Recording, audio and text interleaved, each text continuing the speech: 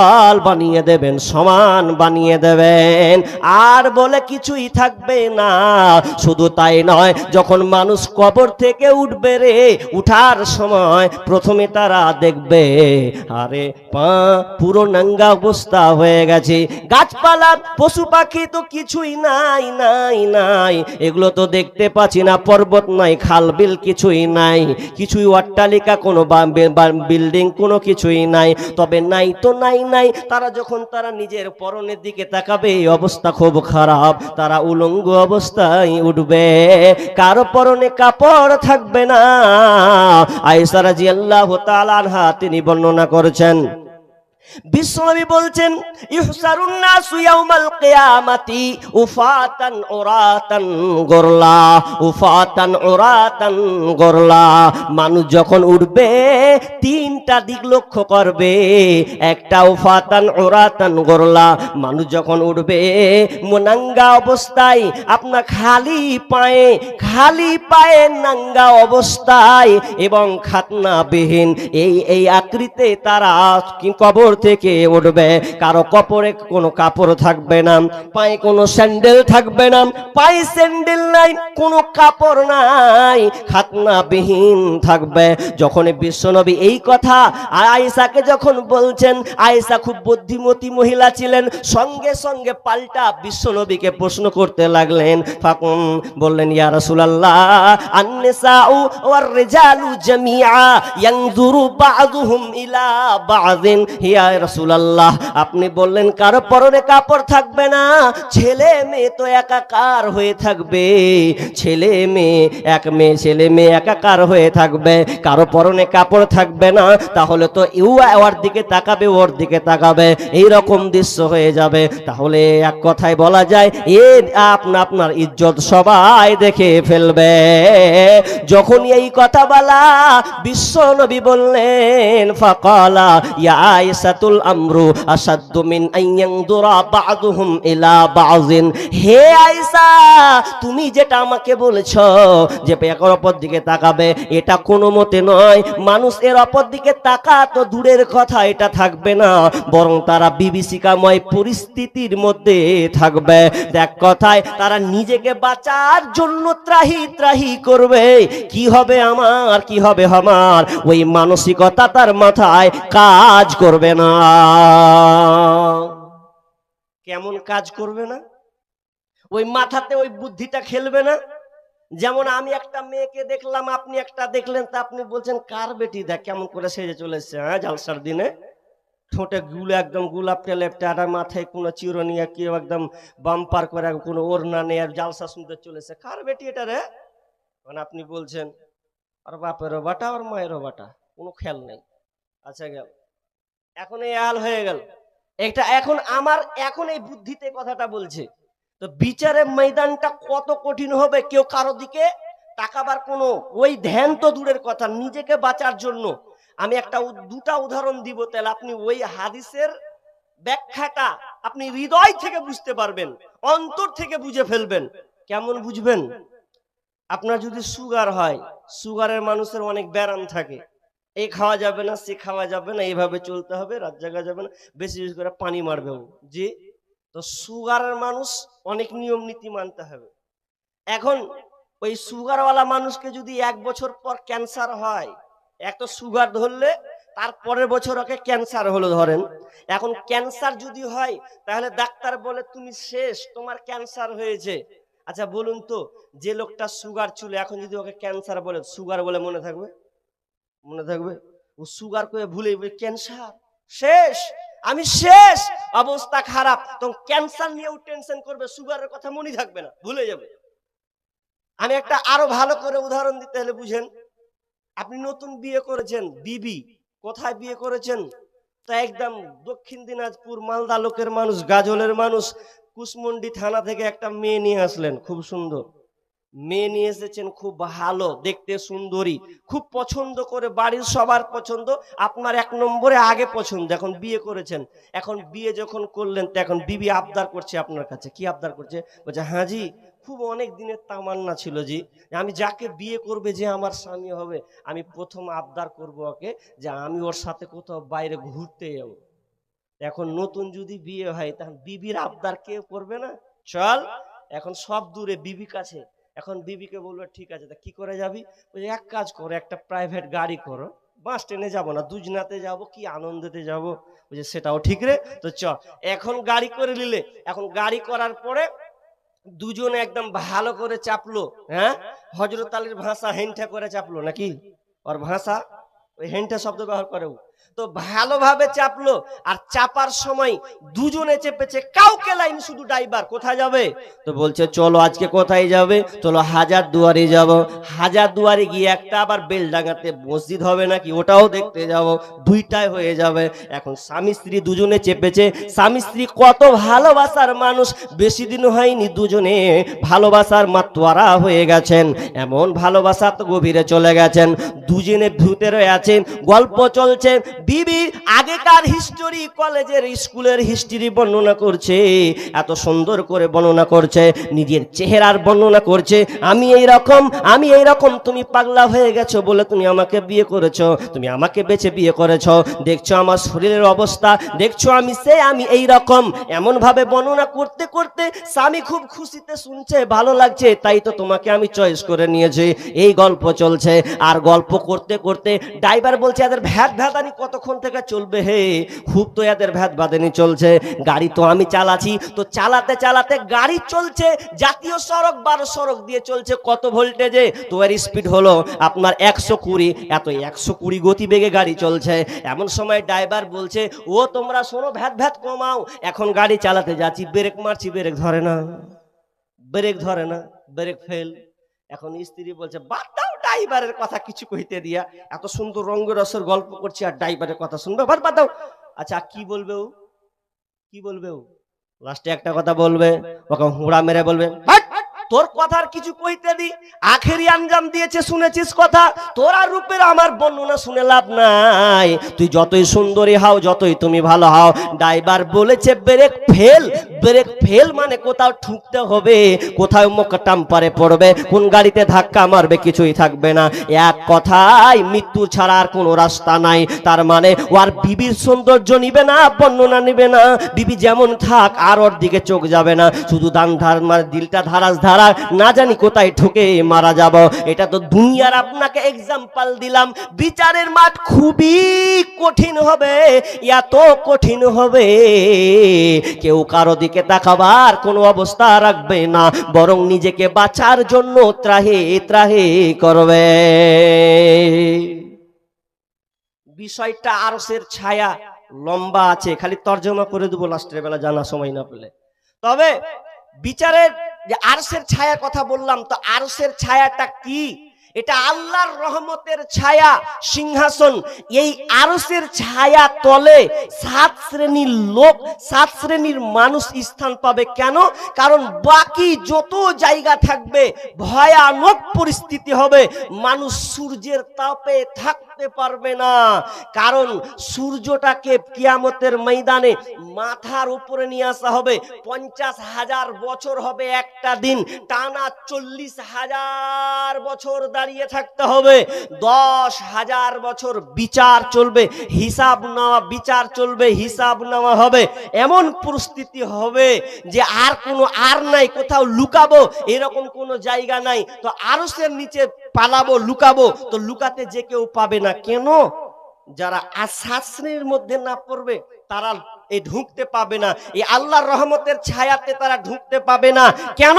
পরিস্থিতি খুব খারাপ, এখন ঢুকবো বাঁচবো না, কারণ মাথার উপরে সূর্য আসবে। বিষ্ণু বলছেন ইয়ারাকুন নাসু ইয়াউমাল কিয়ামাতি, ইয়ারাকুন নাসু ইয়াউমাল কিয়ামাতি হাত্তা ইয়াযহাবা আরাকুহুম ফিল আরদি 70 যিরাআ ওয়া ইলজিমুহুম হাত্তা ইয়াবলুগা আযানাহুম।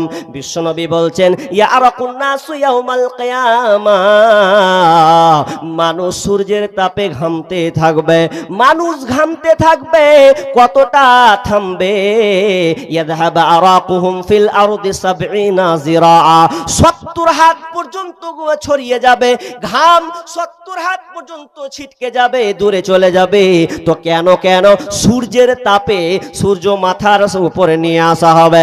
বিশ্বনবী বলছেন তুদনা শামসু ইয়াউমাল কিয়ামাতি মিনাল খালক, সূর্যটাকে সৃষ্টির কাছাকাছি অতি নিকটবর্তী নিয়ে আসা হবে। হাত্তা তাকুনা মিনহুম কামিকদারি মিল, এমনকি মাথার উপরে 1 মাইল উপরে সূর্যটা থাকবে। মাথার উপরে সূর্য। আপনি জানেন দুনিয়াতে আপনি এখন এই যে জমিনে বসে আছেন, আলোচনা শুনছেন, আপনার মাথার উপরে কত দূরে সূর্য আছে? বিজ্ঞানীরা বলছেন 9 কোটি 30 লক্ষ মাইল দূরে আছে। কত বললাম? 9 কোটি 30 লক্ষ মাইল দূর থেকে আপনাকে এই আপনার থেকে আপনি আলো পাচ্ছেন, দুনিয়া দিনের আলো, সূর্যের আলো আপনি পাচ্ছেন 9 কোটি 30 লক্ষ মাইল দূর থেকে আপনি পাচ্ছেন। শুধু তাই নয়, এর তাপমাত্রা কত? বিজ্ঞানীরা বলছেন সূর্যের তাপমাত্রা হলো 1 কোটি 40 লক্ষ ডিগ্রি সেলসিয়াস। 1 কোটি 40 লক্ষ ডিগ্রি সেলসিয়াস, এতটা তাপমাত্রা। আপনি ভাবেন তো, মাথার উপরে সূর্য করে নিয়ে আসা হবে। দুনিয়াতে আপনি থাকছেন সামান্য 40 ডিগ্রি সেলসিয়াস তাপমাত্রা, আপনি সহ্য করতে পারছেন না। আপনি ভাবুন, গরমের সময় বাড়ি ছেড়ে আপনি বাগানে আশ্রয় নেই। যার টাকা আছে এসি চালিয়ে ঘরের মধ্যে থাকে, কিংবা যার ফ্যান লাইন নাই পাখা দিয়ে ঘোরায়, বারবার ঠান্ডা বরফ পানি খায় নিজেকে বাঁচার জন্য। এত গরমে কত মানুষ সহ্য না করতে পেরে মারা যায়। তীব্র গরমে থাকা যায় না। ছাদ, এই সূর্যের তাপে রাতের বেলাও ছাদ পর্যন্ত হিট হয়ে থাকে, গরম হয়ে থাকে। গরমের সময় আমরা বালিতে যেতে পারি না, বালু গরম উত্তপ্ত হয়ে আছে। এমন বালি চাল ফেলে দিলে ভাজা হয়ে যাবে। এতটা কঠিন ভয়ঙ্কর পরিস্থিতি দুনিয়াতে যদি হয়, তাই এতগুলো টেম্পারেচার। আপনি ভাবুন তো, আজকে আমাদের যে আমরা মোমবাতি জ্বালাই, ওই মোমবাতির টেম্পারেচার কতটা? 1000 ডিগ্রি সেলসিয়াস। আপনি কেরোসিনে চালাবেন, কেরোসিন জ্বালাতে গেলে এর তাপমাত্রা 1300 ডিগ্রি সেলসিয়াস। আপনি একটা লোহা গলাবেন, কামারেরা যে লোহা গলায়, ওই লোহার গলাতে গিয়ে টেম্পারেচার পরে 1500-1600 ডিগ্রি সেলসিয়াস। এতগুলো তাপমাত্রা, সামান্য এত তাপমাত্রাতে ভয়ঙ্কর পরিস্থিতি হয়ে যায়। কিন্তু কিয়ামতের ময়দানে সূর্যটাকে 1 মাইল উপরে করে দেওয়া হবে। ফায়াকুনুন নাসু আলা কদরি আমালিহিম ফিল আরাক, মানুষ তখন আমলের অনুপাতে ঘামতে থাকবে। ফামিনহুম মাইয়াকুনু ইলা কাবাইহি, মানুষ ঘামতে থাকবে কতটা পর্যন্ত? কেউ আপনার টাকনু পর্যন্ত ঘামতে থাকবে। ফামিনহুম মাইয়াকুনু ইলা রুকবাতাইহি, কেউ আবার ঘামবে হাঁটু পর্যন্ত। ওয়ামিনহুম মাইয়াকুনু ইলা হাকওয়াইহি, কেউ ঘামবে আবার কোমর পর্যন্ত। ঘামতে লাগাম পর্যন্ত হয়ে যাবে। এমন ভাবে মানুষ ঘামবে, বাঁচার কোনো রাস্তা পাবে না। এক কথাই, ঘামে মানুষ হাবুডুবু খাবে। তবে তারা বেঁচে যাবে যারা 7 শ্রেণীর মধ্যে থাকবে। ওরা আরশের নিচে ছায়া পেয়ে তারা নিজেকে ধন্য মনে করবে। 7 শ্রেণীর মানুষ এই আরশের নিচে ছায়া পাবে, যে ছায়াটা আল্লাহর রহমতের ছায়া। তাহলে 7 শ্রেণীর মধ্যে আমাকে পড়তে হবে, তাহলে আমি ওখান থেকে বেঁচে যাব। জি, তাহলে বাঁচতে হলে 7 শ্রেণীর মধ্যে আমাকে ঢুকতে হবে, নিজেকে চেষ্টা করতে হবে যাতে আল্লাহ আমি এই পরিস্থিতির মধ্যে না পড়ে যাই। তাহলে সব সময় আপনাকে চেষ্টা করতে হবে। তা আমি এবার সরাসরি আর লম্বা করছি না। তাহলে এখন মাথা সূর্যের উপরে, অবস্থা খুব খারাপ, কিন্তু 7 শ্রেণীর মানুষ যারা, তারা থাকবে শান্তিতে আরশের ছায়ার নিচে। এবার কারা এবার গুনিয়ে দিয়েছি, হাদিস বলে দিয়েছি, সবটি বলতে পাবো না, কিন্তু আমার সঙ্গীত আছে, ওটা দিয়ে আপনি বুঝে নেন। জি, ওটা দিয়ে বুঝে নেন। 7 শ্রেণীর মানুষ আরশের নিচের ছায়া পাবে। আরশের নিচে জায়গা যদি পেতে চাও, সাত শ্রেণীর মধ্যে তুমি গণ্য হও। আরশের নিচে জায়গা যদি পেতে চাও, সাত শ্রেণীর মধ্যে তুমি গণ্য হও। শাসক যদি হয়ে থাকো, নেই পরায়ণ হও, ইবাদতের মধ্য দিয়ে যৌবন কাটাও। আরশের নিচে জায়গা যদি পেতে চাও, সাত শ্রেণীর মধ্যে তুমি গণ্য হও। মসজিদেতে বেঁধে রাখো তোমার ওই অন্তর, আল্লাহর জন্য ভালোবাসো যুগ থেকে যুগান্তর। অশ্রু দিয়ে চক্ষু ঝরাও, অশ্রু দিয়ে চক্ষু দিয়ে অশ্রু ঝরাও, আল্লাহর শরণে আল্লাহর জন্য ভালোবাসো রমনে বরণে। আরশের নিচে জায়গা যদি পেতে চাও, সাত শ্রেণীর মধ্যে তুমি গণ্য হও। বিশ্বনবী সাত শ্রেণীর কথা বলেছেন। নাম্বার এক, আল ইমামুল আদিল। এক নাম্বার, নেই পরায়ণ নেতা, নেই শাসক, ইনসাফ কায়েম করনে ওয়ালা শাসক, যে কিনা ইনসাফের সঙ্গে আমানতদার সাথে ইনসাফের সাথে নেতার তার দায়িত্ব পালন করবে, সে আরশের নিচে ছায়া পাবে। এক নাম্বার কে? এক নাম্বার কাকে ধরলেন? নেতা। যে নেতা হবে সে আরশের নিচে ছায়া পাবে। যে নেতাটা নেই পরায়ণ নেতা হবে। নেই পরায়ণ নেতা, মানুষ খালি প্রধানের পদ পেয়েছে তো খালি হুবিয়েছে, পেয়েছি যে প্রধান হচ্ছে হুবিয়ে 5 বছর চলবো বে, 5 বছর। তুমি 5 বছর চলবে, তুমি ফুটে আছো, তুমি ফুটে আছো। কিভাবে ফুটে আছো? আমি সব জায়গায় উদাহরণ দিই। উদাহরণটা কি উদাহরণ জানেন? হেলিকপ্টার আর একটা সাইকেল।